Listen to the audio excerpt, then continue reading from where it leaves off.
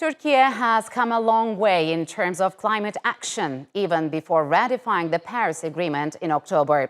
It is the first country in the region to generate more than 50% of its electricity from renewable sources of energy. That's roughly equivalent to the UK. And over 22% of that comes from wind power alone. Solar energy is also on the rise, having almost doubled its electricity contribution in the past 3 years. So what's behind the drive to diversify Turkey's energy resources? And what will it take for the nation to achieve a full transition to green energy? And to take a closer look at Turkey's climate action goals and challenges, I'm joined now from Istanbul by Yael Taranto. She is a senior energy analyst at the Shura Energy Transition Center.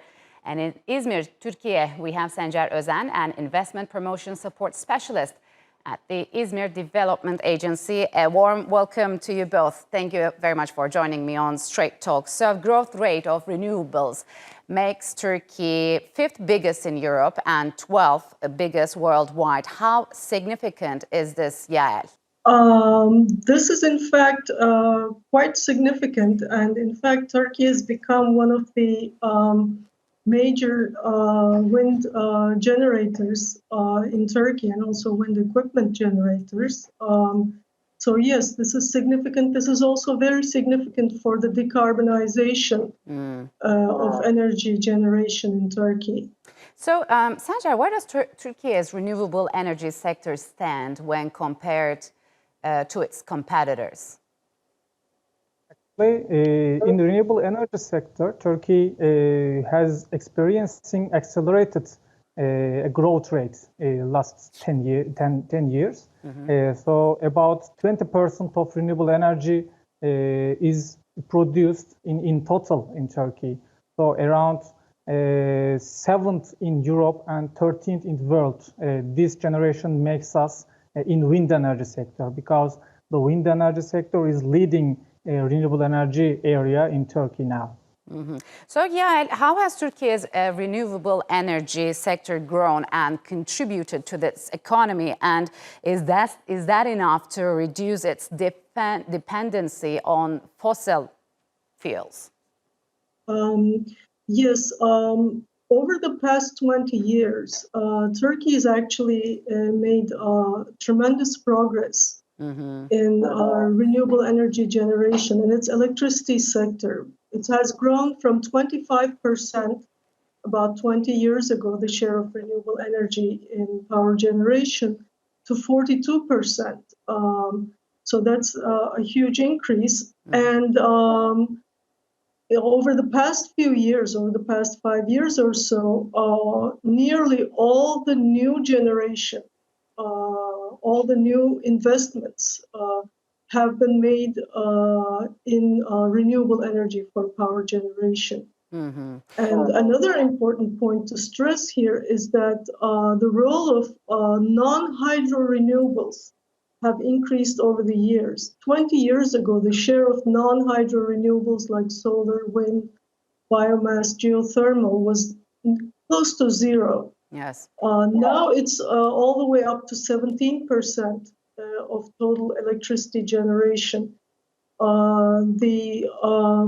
Turkey's power generation capacity has grown to 100,000 megawatts at the end of 2021. Yes. And about 11,000 megawatts is wind, and 8,000 megawatts is solar.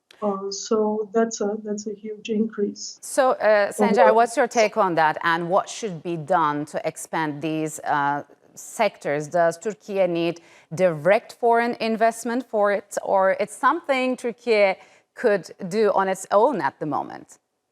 Yeah, actually, last 10 years, Turkey attracts lots of foreign direct investments, especially in the production area, because the important thing is about renewable energy is technology production. So Turkey now hosts lots of equipment manufacturers, especially in İzmir. There are lots of wind turbine equipment manufacturers. So lots of foreign companies from Denmark, from Germany and US, they came here, they started production, and they created a huge supply chain in the region. So now we can produce almost 65% locally these products.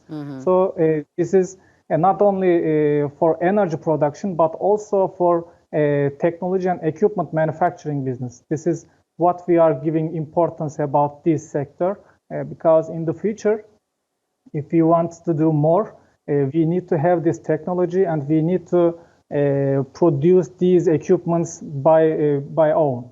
So, but at this point, where does Turkey stand in terms of, as you've just mentioned, manufacturing parts of, for example, wind turbines, which are as big as planes, if I'm not mistaken, right?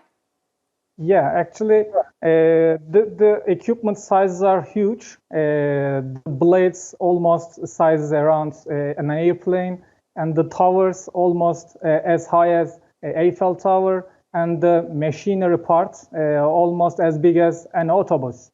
So it needs developed infrastructure. Logistic and port infrastructure is really important in that sector.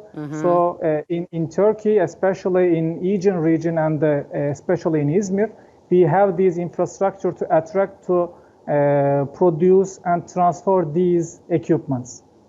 Okay, so yeah, what's your take on that? What are the main challenges before Turkiye's renewable energy sector, and how has COVID-19 impacted these sectors when it comes to logistics? Okay, let me talk first about where we need to be going from here, because as we were discussing where Turkey has been in terms of renewable energy, I don't want to make it sound like everything is well and we're making enough progress. We need to be making more progress because we have already ratified the Paris Agreement, and we need to be decarbonizing. So we need to, for example, double the investment we make in the energy sector in order to be able to integrate renewable energy into the system. We need to be investing in new technologies like batteries, like also in flexibility technologies for the grid, so that we can have more wind energy, which is variable in production. Yes, I think you are talking about the European Union's plans to have carbon border adjustment system, which will come effect soon. And when it takes effect, I mean, how Turkey could adapt to these changes? Yes, that's also an important issue.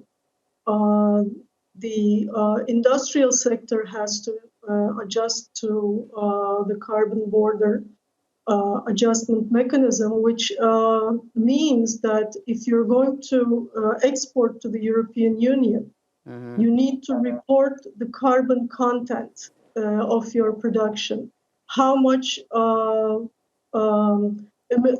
emissions you're causing as part of your production, and what you're doing to counteract that. Are you paying carbon taxes, for example?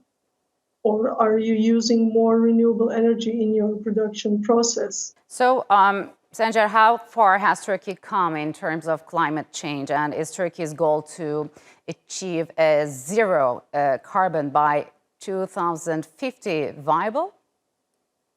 Actually, it can be reachable, but generally the sector needs stable and forecastable, predictable targets normally. Tendering schedules and the policies need to be predictable for the companies to make them invest, because if they want to plan an investment, they want to see further. So if we want to reach these targets in 2050 or 2030, it doesn't matter. We need to have specific, stable targets, because we have the capacity, we have the companies that they can produce and make investments, but they want to see their future if they have enter new tenders, or they can make investment, because the connection and transmission investments also needed to reach these targets. If the government take these steps, Yes. probably we can reach, yes. So yeah, speaking of investments, isn't the future clear already? And when do you think Turkey will become a regional hub for this renewable energy? I think I would like to stress first that I agree with the previous comments on visibility. Turkey needs to have a specific plan for decarbonization to reach the 2053 goal that it has set to become a net zero country.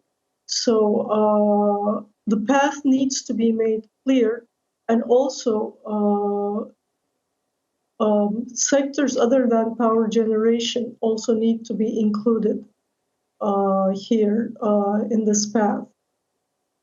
In terms of Turkey becoming a regional hub for renewable energy, Turkey has a great deal of potential here, not just in wind equipment, but also in solar equipment. So the future looks promising, at least. Yael, Sancar, unfortunately, Yes. we'll have to leave it here. Thank you very much for joining me on Straight Talk.